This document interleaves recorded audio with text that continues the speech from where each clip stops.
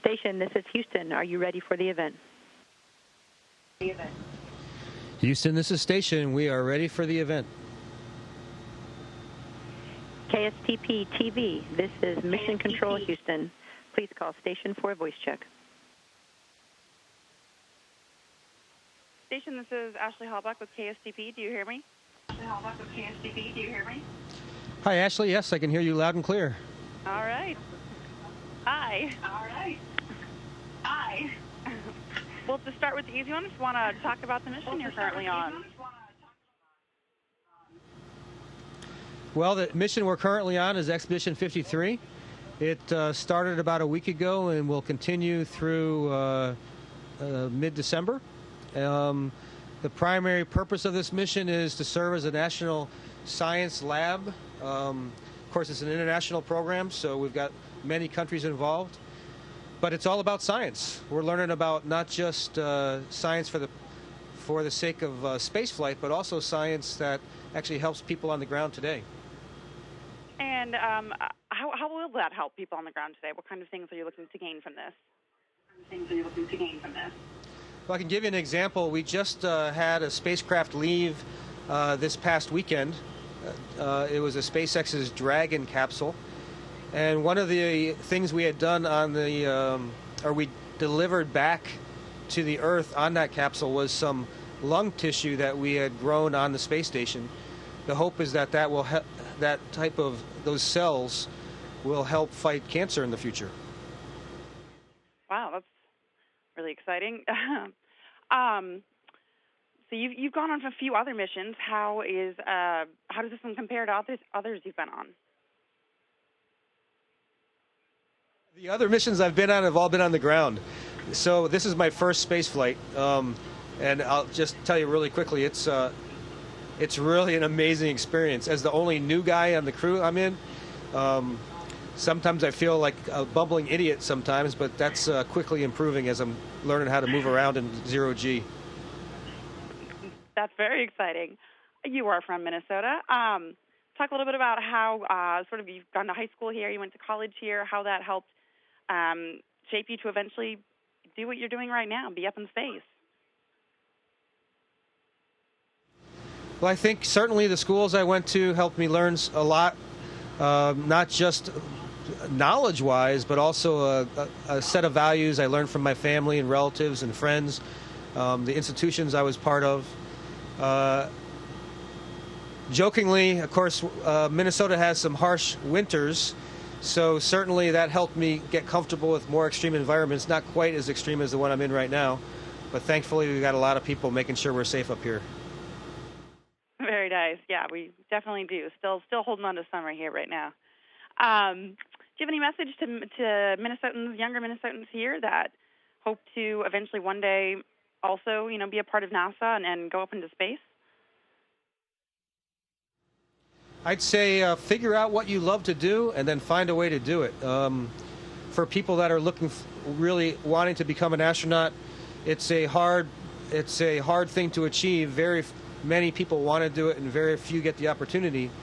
But regardless, you can be a success if you do something you enjoy doing, so the path is something that's successful, not just the final destination.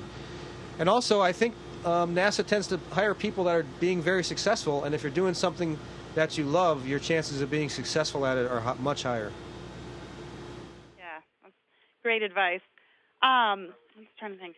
We talked about winters here. Any other stories about Minnesota and being up in space that telling other people, or just other connections?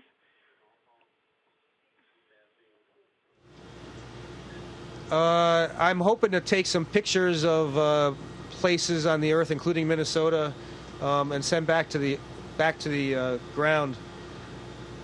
So that'll be kind of fun. Of course, I've got to do so. That takes some planning because we travel over pieces of the planet very quickly. So I'm hoping to make that happen. Sure. Yeah, that would be very cool. And then you want to talk a little bit about how long you're up there and what other kind of work you do for NASA. Sure. I'll be up here for about 6 months. So my crew of 3 that launched together, on a Soyuz spacecraft. We are going to continue through Expedition 53 into Expedition 54, and the three of us will return to Earth around middle of February. We've got some spacewalks coming up on the space station, 3 of them in fact. Lots of visiting vehicles. It's an exciting time to be on the space station. Once you do come back down, what other kind of work will you be doing with NASA to when you're back on the ground? My hope is that I get to help other people prepare to do exactly what we're doing right now. Every time, spaceflight experience is a rare commodity, and being able to pass on what you've learned to other people is really important. Of course, there's a lot of benefit to providing the perspective for future spacecraft to people that may not be aware of the type of issues that can come up. So we, astronauts on the ground, participate in a lot of technical jobs and provide support to meetings, continue to train for other flights. There's always that hope. So I'm not 100% certain, but I'm pretty positive that it will be interesting. Definitely sounds like it, for sure. Any other last thoughts or any other messages to family back here, to your parents or anyone else in Minnesota? Yes, definitely. To my family and friends, anybody who's following along with this adventure, thanks very much for the support. It really means a lot. Space flight is always interesting. It's not always easy, and the love and support of the people that you care about is extremely important. Thank you. Thank you. Thank you. Station, this is Houston ACR. That concludes the KSTP portion of the event. Please stand by for a voice check from the Associated Press.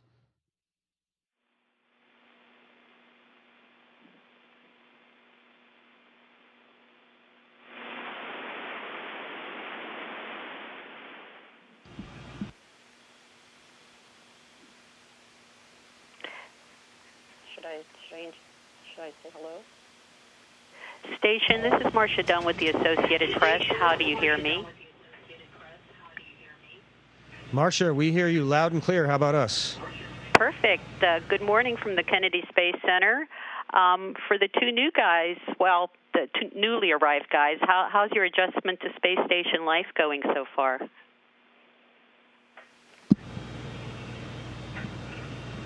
Hey, Marcia. This is Joe, and it's going great. It's been about 5 years since my last visit, so some things have changed, but it's been about a week, and I'm getting into the groove of things, and it's starting to feel like home again. Mark, what about you? So for me, it's starting to feel like home. It was quite a shock. Everything I wanted to do when I first got up here seemed a lot harder than I expected, because these guys were very good-natured about things. They'd see me floating by where they knew I wanted to stop, and they just kind of chuckle to themselves. But they'd all been through it before, too. Well, Joe, if I could ask you a couple questions to start with. Hurricane Maria made landfall in Puerto Rico just about an hour ago, and do you still have family there? And if so, have you been in touch with them? Well, thanks for the update. I'd heard about Maria, but haven't seen the track. And, yeah, I do still have a lot of family there. My parents were born there, so a lot of relatives, cousins, godparents. But, no, if it's happened in the last hour, I have not had a chance to talk to anybody. So I hope everyone's doing well and that you take care of yourselves. Well, have you seen the hurricane from space yet? I'm just wondering if you've gotten a peek at Maria. I have not seen Maria yet, and, it's kind of hard to believe, but, you get so busy in the day working so hard that at times you forget to look out the window. So I'll be looking at our application that lets us know where we're going, and hopefully we can take a look and see if we can get some pictures for folks. For this mission, did you take up any memorabilia for Puerto Rico or anything, for people there? Well, no Puerto Rican can travel without their Puerto Rican flag, so I have my share of those, and Pretty soon the space station is going to start looking like Puerto Rico with all the flags. So sorry, gentlemen. Well, thank you. And for all of you, I'm wondering how your homes in Houston fared from Hurricane Harvey. And also along those lines, has it been difficult being off the Earth or even getting ready for a mission, for that matter, at this time of such intense weather?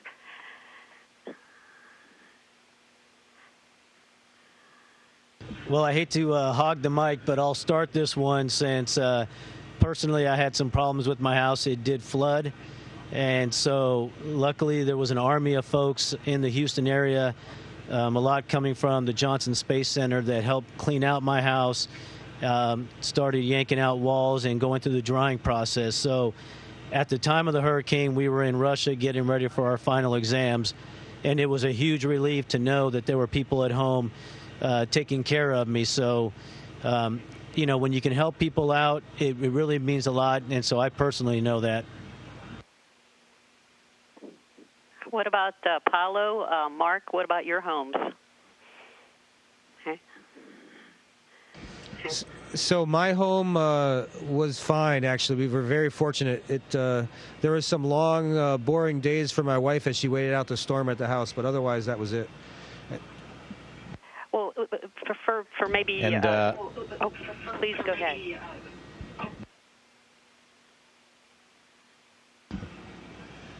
Yeah, continue for Mark. Let's finish.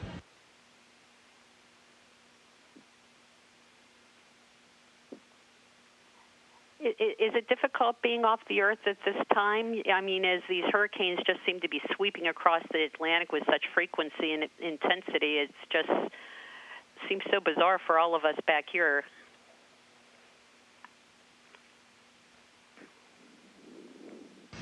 Yeah, I think it's certainly hard when people you care about are not in a situation where you can help them out and they need help. So that can be tough.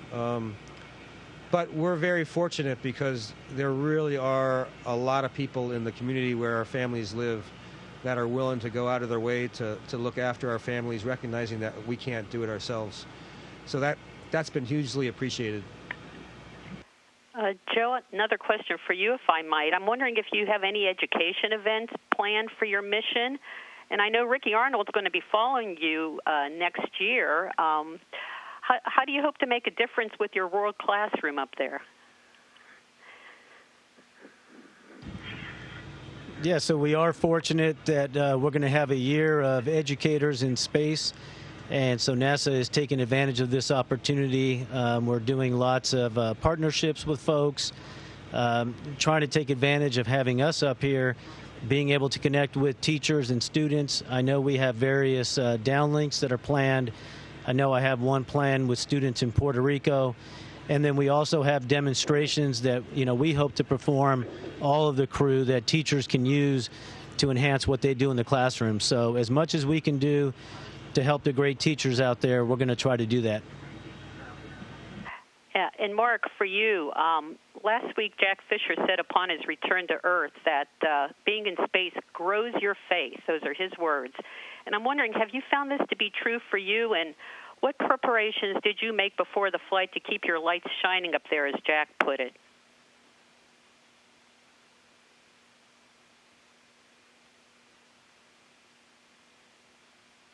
Oh, I'm assuming that Jack said it grows your face because you got such a big smile on it. Jack has a way with words. He's like a space poet.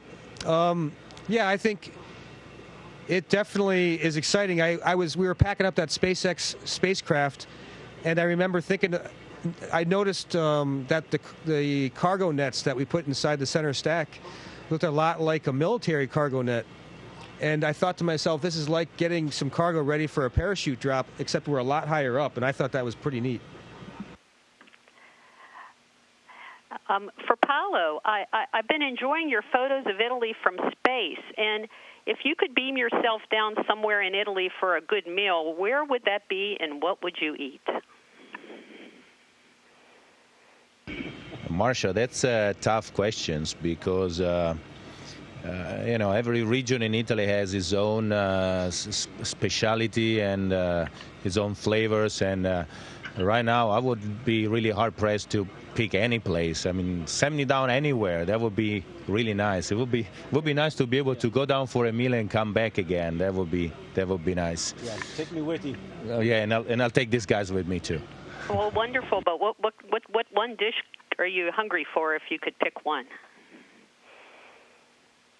Well, actually, I'm always joking about the pizza, and not because the pizza is but it's a simple dish, and pizza usually means going out with friends, relax, and have a good time outside. Especially in Italy, you usually go on a pizza outside and you look at the sky, you look at the people passing around. So it's a kind of a social event, and this is what I'm missing a little bit. Station is really, really, really nice, but we tend to focus a lot on work, and a little bit of getting your mind out would not be bad. Let me also ask you, is the espresso machine up there still working? And if so, have you managed to have a cup or two of espresso? That's a good question. Well, everybody here is looking forward to this, to try this machine again. I found it somewhere stored all the way in the back. I brought with me some of these capsules that are needed for it. We did not have yet the time to set it up and try it again. We will do it in the future. We are really looking forward to do it. So far, we have the regular long coffee, but I guess a really good espresso would make a difference. Well, the 60th anniversary of Sputnik is coming up, and what are the plans to celebrate it from orbit?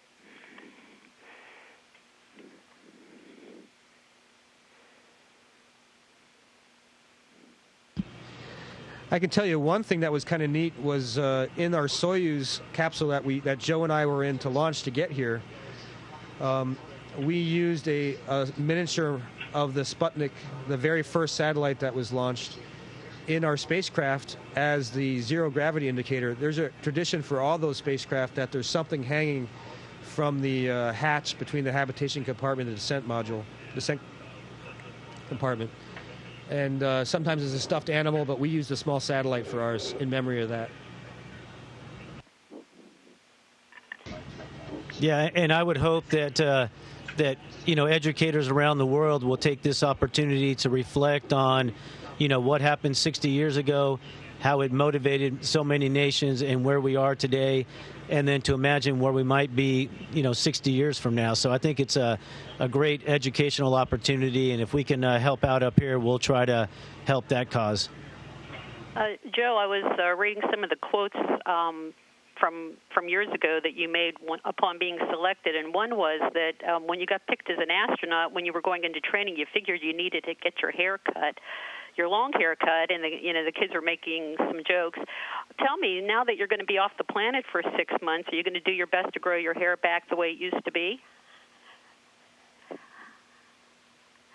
Well, at 50 years of age, I'm not sure I can grow it like it was 15 or 16 years ago. But, I'm going to give it a shot. As I get older, I probably don't have much more time with this hair of mine. So I think I'm going to let it grow until these guys wrestle me down and make me shave it. Anything else you're going to do to try to get kids' attention up there to try to hook them to the space program? Well, I just hope that we can share efficiently and appropriately the work that we're doing, because I think sometimes people look at what we're doing and they can't relate to it. So social media, I think, is going to be helpful for us. We're going to try to maybe make some short clips just showing people what we're doing and just trying to, to show kids that, for all of us, it's a dream come true. And we want them to believe the same, and we want them to pursue whatever field it is that they enjoy. So hopefully the enthusiasm that we have for being up here, we can share with students around the world. Well, thank you, gentlemen. Buona fortuna, Godspeed, and safe travels.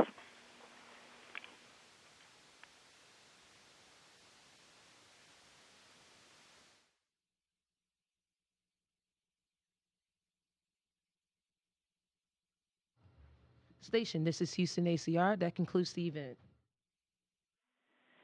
Thank you, KSTP-TV and Associated Press station. We are now resuming operational audio communications.